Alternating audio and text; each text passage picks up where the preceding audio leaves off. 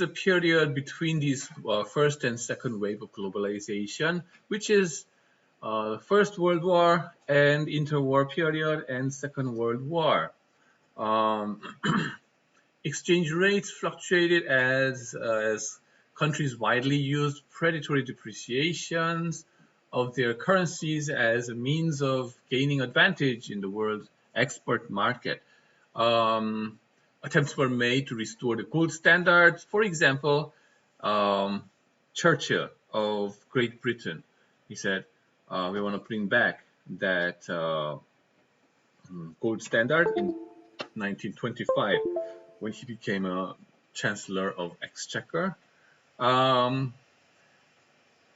But it was in vain, by the way. And then the participants lacked the political will to follow the rules of the game.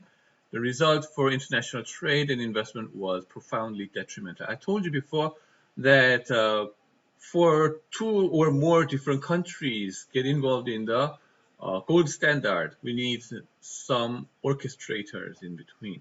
But this was a time when the world was separated into multiple groups, and then they were struggling against each other.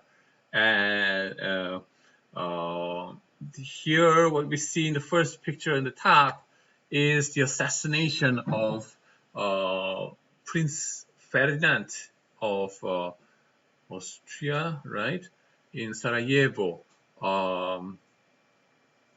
That was the beginning of First World War. And the picture that you see on the right is one of the pictures in the First World War. And even though the war ended in 1919 or something, right? The European countries were largely devastated.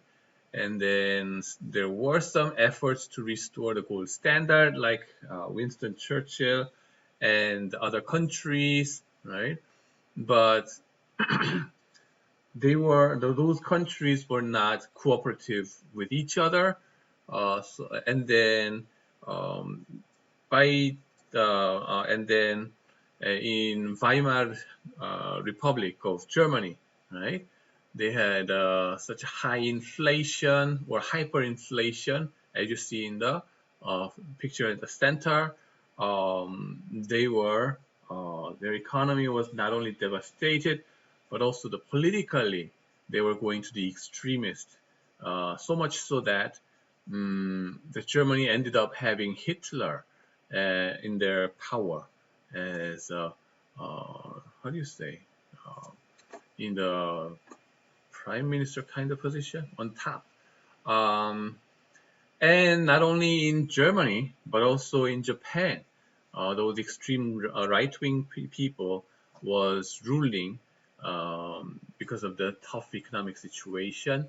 And then Second World War eventually broke out like that. And then the world was once again in the turmoil of huge wars of killing each other. And then in Germany, they ended up killing 6 million people in the Holocaust, plus many more in people died in the war as well. And then in Asia, Japan was the one who was invading all these countries. And if you remember Pearl Harbor, and then also the kamikaze, what you see on this picture is a kamikaze suicide mission jet planes, right? Its pilot is shown in the picture, and then American battleships were destroyed with these kamikaze kind of things. So that was a time when, major powers in the world were struggling against each other without any orchestrating organization in the middle, right? What is also noticeable in this period is the emergence of communist parties in different countries. Interestingly, these kind of things, like the textbook doesn't say anything about this communist movement, and then they don't say anything about the bipolarization of income. It's somehow the conventional economists are really afraid of saying all these kind of things. But we have to notice this part. You will see why. Okay. Um, 1913 or 19 and that period, Soviet Union was established after the revolution, right? Lenin and Stalin that you see on the picture on the bottom, in the bottom.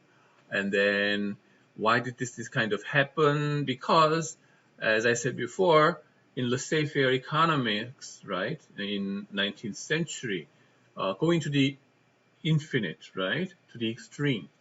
So much so that there were a lot of class struggle going on. The people were suffering a lot in the bottom income quartiles or quintiles. And then they started to subscribe to the idea of communist revolution that was proposed by this Karl Marx that you see on the left-hand side. And then so many people were influenced by this idea all around the world because bipolarization works that way, so much so that only a very small number of people gets extremely rich, and the remaining majority are becoming poorer and poorer, and they are getting more politically. They are more how do you say, discomfort happens, so much so that they start to subscribe this kind of communist revolution idea. Now, what you see on the right hand side are the communist countries' leaders. That's Mao Zedong on the right hand side on top.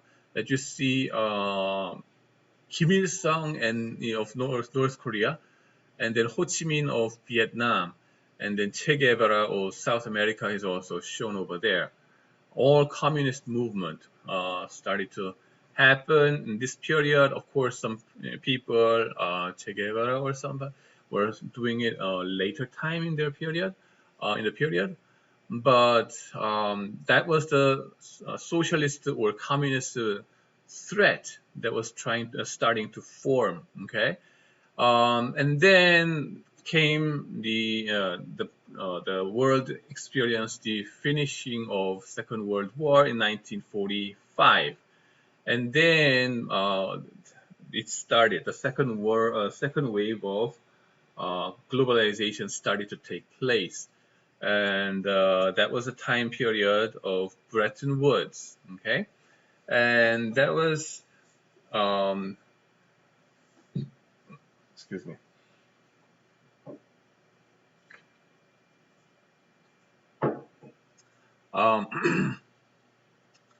Second World War ending, and then by the end of that, Bretton Woods Conference took place in 1945.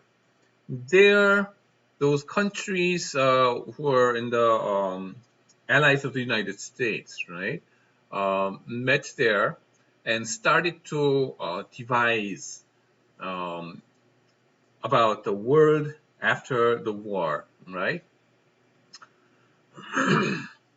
The purpose was to design a post-war international monetary system.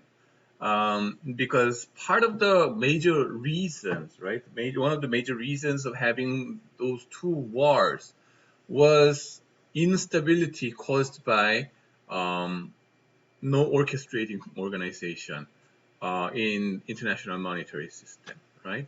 So how can we devise a stable world in terms of economics? Otherwise, the world will fall into another world war. And then plus, what is more, right? What is more is that America and then capitalist world countries started to worry about the expansion of communist world. Okay, they did not want to. They could not afford to have another Nazi or Japanese Empire kind of guys in the name of communist empire, right? So how can we avoid having that kind of terrible empires showing up? Okay, that was a big concern. The goal was exchange rate stability in Bretton Woods without gold standard. Gold standard turned out to be failure in interwar period. So is there any way, alternative ways to do it?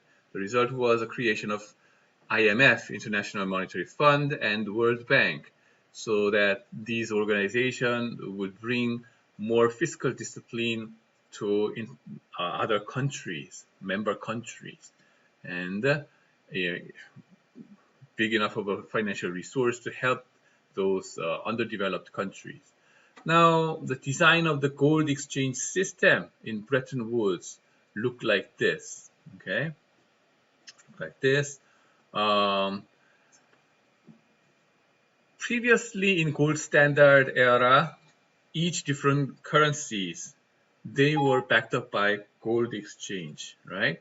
But in this Bretton Woods system, US dollar was the only currency that was convertible to gold, okay? US dollar was pegged to gold at $35 per ounce, and other currencies were pegged to the US dollar. For example, British pound, German mark, and French franc, or Japanese yen. They had some peg relation with the US dollars, but their currencies were not directly convertible to gold, right? So if you're a Japanese government or a Japanese bank, and then you want to convert your money into gold, you have to first convert it into US dollar and then convert it into gold. Okay, that was the way you could do it. Um, why? I mean, the Bretton Woods Agreement. Okay, here I show you the pictures of Bretton Woods Agreement. Um, what do you see over here? Mr. Keynes, right? The famous economist was there over here as well. And then US representative, and then the representatives of different countries were there. But in the end, the Bretton Woods system um, was imposing such an important role to the US economy, right? As if the US economy would be able to carry on, or would be okay to suffer a little bit of deficits, budget deficits, uh, happening from this kind of um, structure of exchanges, right? Structure of exchanges. Um, why was it possible? Because right, the share of U.S. GDP relative to world GDP was as much as 35% at that point of time, right? The pretty much continental Europe and Asia were completely destroyed, right? Completely destroyed, so much so that the economy of the US was taking over 1/3 of the whole world, right? So such a big power, okay, they got, so that they could afford to undergo any kind of hardships a little bit temporarily, right? Um, they plus um, for the U.S. government, the budget deficit was not as much of a concern as the threat of communist empires coming up. They had enough of trouble with Germany and Japan, so they thought, we don't want these two guys, Germany and Japan, turning communist at all, no matter what. So it's better to help them reconstruct than repeating the mistake after World War II. Okay, let's not be predatory, but let's be more, how do you say, altruistic a little bit. Okay, not to make them communist again. There comes Marshall Plan. You see the General Marshall over here, who was in charge of restoring, recovering, reconstructing the European countries, and General MacArthur on the right-hand side, who was in charge of reconstructing Japan. in the U.S. rule, with the U.S. rules, right? Reconstruction of Europe and Japan Japanese economy through Marshall Plan and etc. Took place after 1945. Global trading increased in Western Hemisphere at least, but not so much in communist world. China, India, Soviet Union, all these countries were out of the competition. Um, and what you see on the bottom picture is Toyota Corona. I guess the Corona turned out to be Corolla later on. And then the Sony and then Porsche. If you think about Second World War and America, these two countries are the arch enemies of the United States. They were, I mean, up to the level of United States had to use atomic bomb. So much of a desperate situation for the America as well. But they completely, almost, should I say forgot, or they just turned 180 degrees different to Japan and Germany and became much more friendly. Why? Because they were in Cold War. They did not want these Japanese or German to turn communist later on. Then came the under the Bretton Woods system seemed to go a little bit okay, much better than originally planned, but eventually in 27 years the system broke down, okay, and that was the end of second wave of globalization. The Bretton Woods, why was it difficult to manage it? Well, the U.S. government deficit due to heavy spending in Vietnam War and the trade deficits from Japan and Europe. Um, you know, so these kind of things was so much of a burden for the United States to manage the Bretton Woods system. Okay, they were the sole. United States was the sole country that was in charge of the monetary system, right? Convertible to the gold, right? With their own currency. But as the US dollar value, right? $1, oh, no, 1 ounce of gold, well, $35 of US dollars, right? But as the US economy suffered more and more deficit, budget deficit, right? And trade deficit, current account deficits, those $35, okay, per ounce kind of convertibility could not be managed. Naturally, you can imagine that, right? The US dollar would be worth much less. People in the different countries, right, like Switzerland and Japan and all these kind of countries started to suspect suspicious about the value of US currency. And then they were demanding much more of conversion into gold instead of holding into the US dollars. So they were kind of running out of this. They were trying to exit this kind of system, right? With more and more conversion out of the United States currency and converting into gold fast and fast. So eventually, Nixon declared, right, Smithsonian Agreement, okay, 1973, and essentially gave up. The United States gave up the Bretton Woods system. The collapse of Bretton Woods system happened in 1973, and before that, right, it was really a stable exchange rate system, right? Because every currency was pegged to the U.S. dollars artificially, but afterwards, flexible exchange rate regime started to take place, and that flexible exchange regime persists until now. And this was declared acceptable to the IMF members, and then central bankers were allowed to intervene in the exchange rate markets to iron out unwarranted volatilities. Gold was abandoned as an international reserve asset, and non-oil exporting countries and less developed countries were given greater access to IMF funds afterwards. And then US dollar started to be a fiat currency. Okay, fiat currency. Before that, it was exchangeable into dollars, the gold, but U.S. dollar was is no more backed up by the gold, right? That's what we call fiat money. Fiat comes from Latin language, and that comes from the Bible, actually, the Genesis 1, right?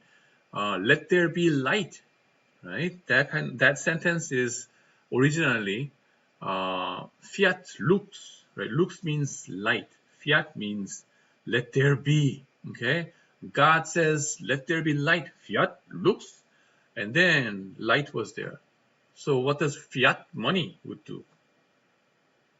Instead of saying here's a gold and then there is your dollar is exchangeable into a certain rate like that before in the gold standard, right? Instead of that, there's nothing out there. But out of nothing, the central bank claims fiat money. Here's money, $1. You trust it, you use it as $1. And people believe and trust in central bank so that they're accepting it as $1 worth. That's the concept of fiat money. And then the countries are having those seigniorage, something called seigniorage, that is printing money. The government has this seigniorage, which means the advantage of having the right to print money as they wish. But anyway, the fiat money is this kind of concept. And then the third wave of globalization started to take place since about 1989 or sometime. Okay, that was the time when the communist world broke down, right? Total collapse of communist world. Um, over the course of Cold War, right? Over the course of Cold War, the United States implemented a policy, foreign policy called the Strategy of Containment, containing, which was devised by George Kennan, right, in 1940s and 50s.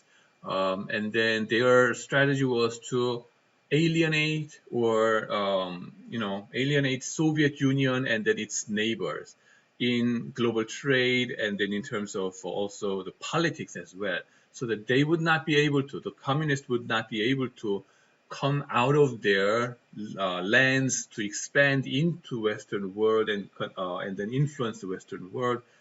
They were cutting down all those influences.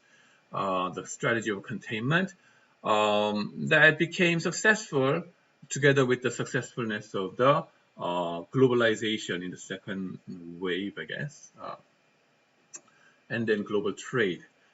Primarily the prosperity of such countries as South Korea was demonstrated very well to the Eastern countries, right? Eastern Hemisphere. In 1988 Olympics, right, or Seoul Olympics, right, was such a huge success, so that the communist world realized, whoa, what have we been doing until now, right? Here's a nice test case between South Korea and North Korea.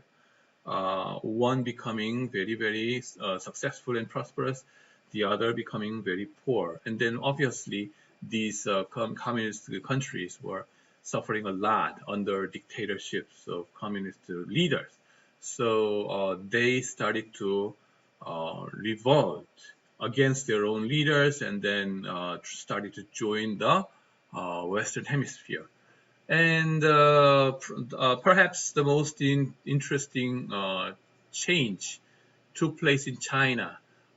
China was the place where there was a cultural revolution by Mao Zedong in 1960s and 70s. What was that? Well, can you imagine the Beijing University and Tsinghua University closing down?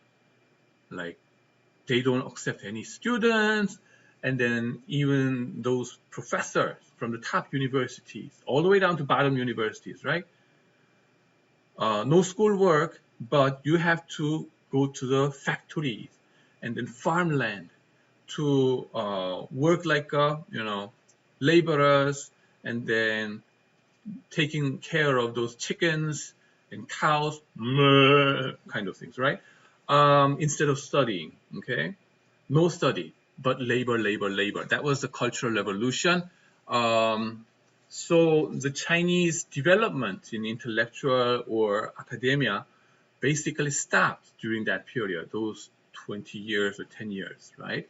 Um, so over the course, Deng Xiaoping came to power, and then he said, it doesn't matter if the cat is black or white, whether it is communist or capitalist, doesn't matter, so long as it catches mice.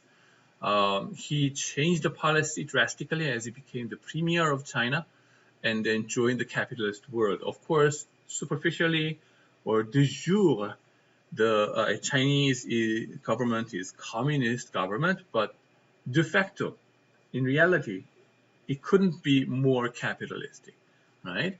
And then privatization in China and Eastern Hemisphere started to take place, which was a huge opportunity for the bankers or international bankers at that time. And then it was a triumph of capitalism with no rivaling system.